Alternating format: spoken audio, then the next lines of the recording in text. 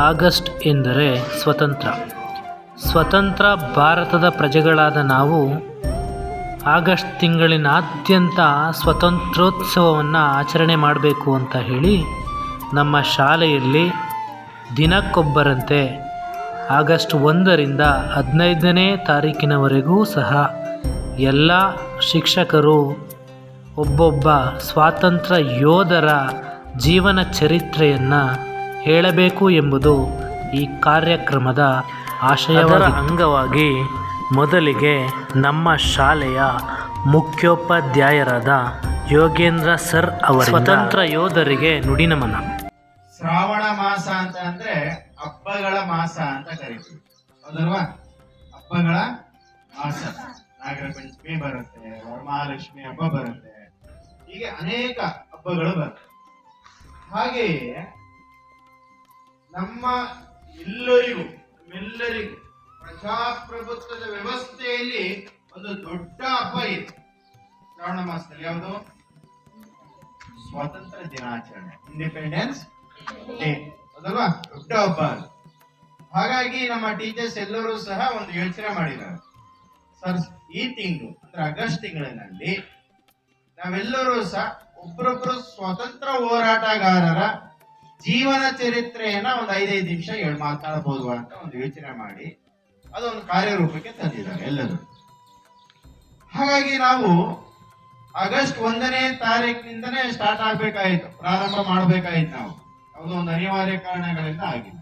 ಆದ್ರೆ ಇವತ್ತಿಂದನಾದ್ರೂ ಸಹ ನಾವು ಪ್ರಾರಂಭ ಮಾಡೋಣ ಅಂತ ಒಂದು ಯೋಚನೆ ಮಾಡಿದ್ವಿ. ಭಾರತ ದೇಶ ಸ್ವತಂತ್ರ ಪಡೆದಿದೆ ಅನ್ನೋಕ್ಕಿಂತಲೂ ಕಳ್ಕೊಂಡಿದ್ದು ಯೋಚನೆ ಮಾಡ್ಬೇಕಾಗುತ್ತೆ. ನಾವು ಪಡೆದಿದ್ದೀವಿ ಅಂದ್ರೆ ಯಾವುದೋ ಒಂದು ಕಳ್ಕೊಂಡಿದೀವಿ ಅಂತ ತಾನೆ ಅರ್ಥ. ಹಾಗೆ ಅನೇಕ ನಾಯಕರು ತಮ್ಮ ಜೀವನವನ್ನೇ ತ್ಯಾಗ ಮಾಡಿಬಿಟ್ಟಿದ್ದಾರೆ, ತ್ಯಾಗ ಮಾಡಿದ್ದಾರೆ ಭಾರತ ದೇಶ ಸ್ವತಂತ್ರ ಆಗ್ಬೇಕು ಅಂತ. ಮೇ 28ನೇ ತಾರೀಕು 1883ನೇ ಇಸ್ವಿಯಲ್ಲಿ ಒಬ್ಬ ಮಹಾನ್ ವ್ಯಕ್ತಿ ಜನನ ಹೊಂತಾರೆ. ತಾಯಿ ಧೀರಾಬಾಯಿ, ತಂದೆ ದಾಮೋಕರ್, ಇವರ ಸುಪುತ್ರನಾಗಿ ಜನನ ಹೊಂತಾರೆ. ಮುಂದೊಂದು ದಿನ ಭಾರತ ದೇಶಕ್ಕೆ ಒಂದು ರತ್ನರಾಗಿ ಇರ್ತಾರೆ, ವಜ್ರರತ್ನ ಅಂತ ಕರೀಬಹುದು ಅವರು ಆ ವ್ಯಕ್ತಿ. 1889ರಲ್ಲಿ ಅವರ ತಂದೆಗೆ ಪ್ಲೇಗ್ ರೋಗ ಬರುತ್ತೆ. ಪ್ಲೇಗ್ ರೋಗ ಬಂದು ತೀರೋದು. ಇವರ ವ್ಯಾಸಂಗ ತುಂಬಾ ಕಷ್ಟ. ಆ ಕಷ್ಟದ ನಡುವೆ ವ್ಯಾಸಂಗವನ್ನ ಮುಗಿಸ್ಬಿಟ್ಟು ದೊಡ್ಡ ವ್ಯಕ್ತಿ ಆಗ್ತಾ ಇರ್ತಾರೆ. ಜೊತೆಗೆ ಒಂದು ಅವರ ಮನಸ್ಸಲ್ಲಿ ಬರುತ್ತೆ, ನಾನು ಕಾನೂನು ಪದವಿಯನ್ನ ಪಡೆಯಬೇಕು ಅಂತ. ಕಾನೂನು ಪದವಿಯನ್ನು ಪಡೆಯೋದಕ್ಕೆ ಇಂಗ್ಲೆಂಡ್ ಹೋಗ್ತಾರೆ. ಆಗ ಭಾರತ ದೇಶದಲ್ಲಿ ಕಾನೂನು ಪದ್ಧತಿ ಇರೋದಿಲ್ಲ, ಕಾನೂನು ಪದವಿ ಇರೋದಿಲ್ಲ. ಆಗ ಇಂಗ್ಲೆಂಡಲ್ಲೇ ಹೋಗಿ ಓದ್ಬೇಕು, ಅಲ್ಲಿ ಹೋಗಿ ಓದಕ್ಕೆ ಹೋಗ್ತಾರೆ. ಅಲ್ಲಿ ಭಾರತ ದೇಶದ ಸ್ವತಂತ್ರಕ್ಕೋಸ್ಕರ ಅನೇಕ ಕಾನೂನು ಪದವಿ ವಿದ್ಯಾರ್ಥಿಗಳೆಲ್ಲರೂ ಸಹ ಒಂದು ಸಂಘಟನೆ ಮಾಡ್ತಾರೆ. ಅದರಲ್ಲಿ ಮದನ್ಲಾಲ್ ಧಿಂಗ್ರಾ ಇರ್ತಾರೆ. 1857ನೇ ಪ್ರಥಮ ಸ್ವತಂತ್ರ ಸಂಗ್ರಾಮದ ಜೀವನ ಚರಿತ್ರೆಯನ್ನು ಅದು ಹೇಗಾಯಿತು ಅಂತ ಒಂದು ಆ ಇಂಗ್ಲೆಂಡ್ ಒಂದು ಸ್ಥಳದಲ್ಲಿ ಯೋಚನೆ ಮಾಡಿ ಎಲ್ಲರನ್ನೂ ಸಂಘಟನೆ ಮಾಡಿ ಅದಕ್ಕೆ ಸಂಬಂಧಿಸಿದಂತೆ ಹೇಳ್ತಾರೆ. ಮದನ್ ಲಾಲ್ ಧಿಂಗ್ರಾ ಬ್ರಿಟಿಷರ ವಿರುದ್ಧವಾಗಿ ನಿಂತ್ಕೊಳ್ತಾರೆ. ಬ್ರಿಟಿಷರು ಒಬ್ಬ ಅಧಿಕಾರಿಯನ್ನು ಅಲ್ಲೇ ಕೊಲೆ ಮಾಡ್ತಾರೆ. ಮದನ್ ಲಾಲ್ ಧಿಂಗ್ರಾ ಕೊಲೆ ಮಾಡಿದ್ಮೇಲೆ ಬ್ರಿಟಿಷ್ ಅಧಿಕಾರಿಗಳು ಏನ್ ಮಾಡ್ತಾರೆ, ಅವರನ್ನ ನೇಣುಗಂಬಕ್ಕೆ ಮರಣದಂಡನೆ ಶಿಕ್ಷೆಯನ್ನು ಕೊಡ್ತಾರೆ. ಇದಕ್ಕೆಲ್ಲ ಕಾರಣಕರ್ತರಾದಂತಹ ವಿನಾಯಕ ದಾಮೋಕರ್ ಸಾವರ್ಕರ್ ಎಂಬುವಂತ ವ್ಯಕ್ತಿಯನ್ನ ಜೈಲಿಗೆ ಅಟ್ಟಬೇಕು ಅಂತ ಬ್ರಿಟಿಷ್ ಅಧಿಕಾರಿಗಳು ಎಲ್ಲರೂ ಯೋಚನೆ ಮಾಡಿ ಅವ್ರನ್ನ ಅರೆಸ್ಟ್ ಮಾಡ್ತಾರೆ. ಯಾರು? ವಿನಾಯಕ ದಾಮೋದರ್ ಸಾವರ್ಕರ್. 1908ನೇ ಇಸ್ವಿಯಲ್ಲಿ ಆ ಘಟನೆ ನಡೆದ ನಂತರ ವಿನಾಯಕ ದಾಮೋದರ್ ಸಾವರ್ಕರನ್ನ ಇಂಗ್ಲೆಂಡ್ನಿಂದ ಭಾರತ ದೇಶಕ್ಕೆ ರವಾನೆ ಮಾಡಬೇಕು. ರವಾನೆ ಮಾಡ್ತಾ ಇರ್ಬೇಕಾದ್ರೆ ಹಡಗಿನ ಮೂಲಕ ಬರ್ತಾ ಇರ್ತಾರೆ. ಹಡಗಿನ ಮೂಲಕ ಬರ್ತಾ ಇರ್ಬೇಕಾದ್ರೆ ಫ್ರಾನ್ಸ್ ನಲ್ಲಿ ಒಂದು 10 ನಿಮಿಷ ನಿಲ್ಲಿಸ್ತಾರೆ. ಫ್ರಾನ್ಸ್ ನಲ್ಲಿ ನಿಲ್ಲಿಸ್ತಾರೆ ಹಡಗನ್ನ. ಫ್ರಾನ್ಸ್ ನಲ್ಲಿ ನಿಲ್ಲಿಸಿದಾಗ ವಿನಾಯಕ ದಾಮೋದರ್ ಸಾವರ್ಕರ್ ಆ ಹಡಗಿನಲ್ಲಿ ಶೌಚಾಲಯಕ್ಕೆ ಹೋಗ್ಬೇಕು ಅಂತ ಒಂದು ನಾಟಕವನ್ನ ಮಾಡ್ತಾರೆ. ಆ ಶೌಚಾಲಯದ ರೂಮಿನಲ್ಲಿ ಆ ಹಡಗಿನ ಕಿಟಕಿ ಗಾಜಿನಿಂದ ಕೂಡಿರ್ತದೆ. ಆ ಗಾಜನ್ನು ಒಡೆದು ಆ ಗಾಜಿನ ಮೂಲಕ ಆ ಕಿಟಕಿಯ ಮೂಲಕ ಹೊರಬಂದು ಸಮುದ್ರವನ್ನ ಈಜಿ ಫ್ರಾನ್ಸಿನ ನಗರಕ್ಕೆ ಬರ್ತಾರೆ. ಬ್ರಿಟಿಷರ್ ಗೊತ್ತಾಗುತ್ತೆ, ಓಹೋ ಇವ್ರು ಕದ್ದೋಡೋಗ್ತಿದ್ದಾನೆ ಅವನು ಅಂತ. ದಾಮೋದರ್ ಸಾವರ್ಕರ್ ಓಡೋಗ್ತಿದ್ದಾರೆ ಅಂತ ಗನ್ನಿನಿಂದ ಶೂಟ್ ಮಾಡ್ತಾರೆ. ಹಿಂದೆಯಿಂದ ಪೊಲೀಸರು ಅಟ್ಟಾಡ್ಸ್ಕೊಂಡ್ ಬರ್ತಾರೆ. ಹಾಗೆ ಇದ್ದಂತಹ ಫ್ರಾನ್ಸಿನ ಕೆಲವು ಪೊಲೀಸ್ ಅಧಿಕಾರಿಗಳು ಲಂಚಕ್ಕೋಸ್ಕರ ಇವನ ಹಿಡಿದುಕೊಡುತ್ತಾರೆ ಸಾವರ್ಕರ್. ಕೊನೆಗೆ ಬ್ರಿಟಿಷ್ ಅಧಿಕಾರಿಗಳು ಆ ಸಾವರ್ಕರ್ನ ಅರೆಸ್ಟ್ ಮಾಡಿ ಭಾರತ ದೇಶದ ಯಾವುದೇ ಜೈಲಿಗೆ ಹಾಕದಿಲ್ಲ, ಅಂಡಮಾನ್ ನಿಕೋಬಾರ್ ಇರುವಂತ ಅಂಡಮಾನಲ್ಲಿ ಇರುವಂತಹ ಒಂದು ಜೈಲಿಗೆ ಕಳಿಸ್ಕೊಡ್ತಾರೆ.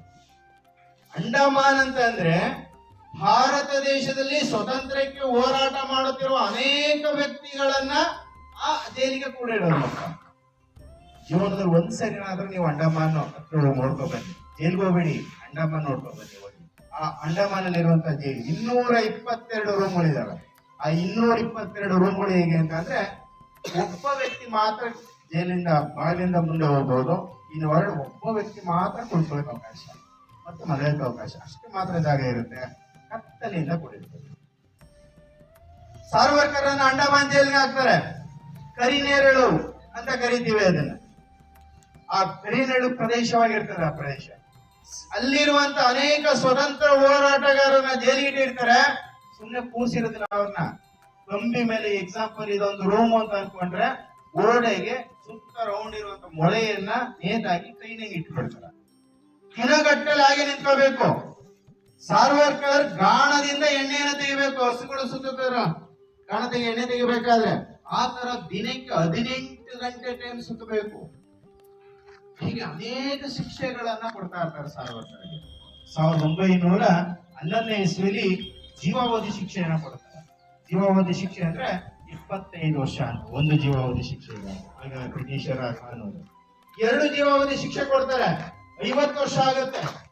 ಆಗ ಬ್ರಿಟಿಷರು ಒಬ್ಬ ಅಧಿಕಾರಿ ಹೇಳ್ತಾನೆ, ಸಾವರ್ಕರ್ ನಿನ್ನ ಜೀವ 50 ವರ್ಷದೊಳಗೆ ನೀನು ಸತ್ತ ಹೋಗ್ತೀಯಾ, ಯಾಕೆ ನೀನು ಕ್ಷಮಾದಾನವನ್ನ ಪತ್ರವನ್ನ ಕೊಡು, ನಿನ್ನ ಬ್ರಿಟಿಷ್ ಅಧಿಕಾರಿಗಳು ಬಿಟ್ಬಿಡ್ತಾರೆ ಅಂತ ಅಂತಾರೆ. ಸಾವರ್ಕರ್ ಹೇಳ್ತಾರೆ, ನಾನು ಯಾವುದೇ ಕಾರಣದಲ್ಲೂ ಕ್ಷಮಾದಾನವನ್ನ ಪತ್ರವನ್ನ ಕೊಡೋದಿಲ್ಲ. ನನ್ನನ್ನ ನೀವು 50 ವರ್ಷ ಗಂಟ ಜೀವಾವಧಿ ಶಿಕ್ಷೆ ಕೊಟ್ಟಿದ್ದೀರಿ, ನೀವು ಅಲ್ಲಿ ತನಕ ಇರ್ತೀರಾ ಅಂತ ಒಂದು ಯೋಚನೆ ಮಾಡಿ ಅಂತ ಹೇಳ್ತಾರೆ ಸಾವರ್ಕರ್. 1921ನೇ ಇಸ್ವಿಲಿ ಅಂಡಮಾನ್ ಜೈಲಿನಿಂದ ಎರವಾಡ, ಭಾರತ ದೇಶದ ಎರವಾಡ ಜೈಲಿಗೆ ಕರ್ಕೊಂಡ್ಬರ್ತಾರೆ. ಕೊನೆಗೆ ಎಲ್ಲಾ ಸ್ವತಂತ್ರ ಹೋರಾಟಗಾರರು, ಯುವಕರು ಎಲ್ಲ ಸ್ಟ್ರೈಕ್ ಮಾಡಿ ಅವ್ರನ್ನ ಬಿಡುಗಡೆಗೆ ಪ್ರಯತ್ನ ಪಡ್ತಾರೆ. 1928ನೇ ಇಸ್ವಿಲಿ ಅವರು ಬಿಡುಗಡೆ ಮಾಡ್ತಾರೆ. ಅವರಿಗೆ ಕೇವಲ 21 ವರ್ಷಗಳ ಕಾಲ ಮಾತ್ರ ಜೈಲಿರ್ತಾರೆ. ತನ್ನ ಯೌವನದ ವ್ಯವಸ್ಥೆ ಎಲ್ಲರೂ ಸಹ ಜೈಲಲ್ಲಿ ಕಳೆದಿರ್ತಾರೆ. 1947 ಸ್ವತಂತ್ರ ಬರುತ್ತೆ. ಆ ಸ್ವತಂತ್ರ ದಿನ ತುಂಬಾ ಖುಷಿ ಪಟ್ಟಂತ ಮೊದಲನೇ ವ್ಯಕ್ತಿ ಯಾರು ಅಂತಂದ್ರೆ ವಿನಾಯಕ ದಾಮೋದರ್ ಸಾವರ್ಕರ್. ಇವರು ನಮ್ಮ ದೇಶಕ್ಕೆ ಸ್ವತಂತ್ರಕ್ಕೋಸ್ಕರ ತಮ್ಮ ಜೀವನವನ್ನೇ ತ್ಯಾಗ ಮಾಡಿದ್ದಾರೆ. ಹೌದಾ? ಯಾರವರ ಹೆಸರು? ವಿನಾಯಕ ದಾಮೋದರ್ ಸಾವರ್ಕರ್. ಹೇಳಿ ಎಲ್ಲರೂ ಒಂದ್ಸರಿ ಹೇಳಿ. ವಿನಾಯಕ ದಾಮೋದರ್ ಸಾವರ್ಕರ್. ಇನ್ನೊಂದ್ಸರಿ ಗಟ್ಟಿ ಹೇಳಿ. ಇನ್ನೊಂದ್ಸರಿ ಗಟ್ಟಿ ಹೇಳಿ ಎಲ್ಲರೂ.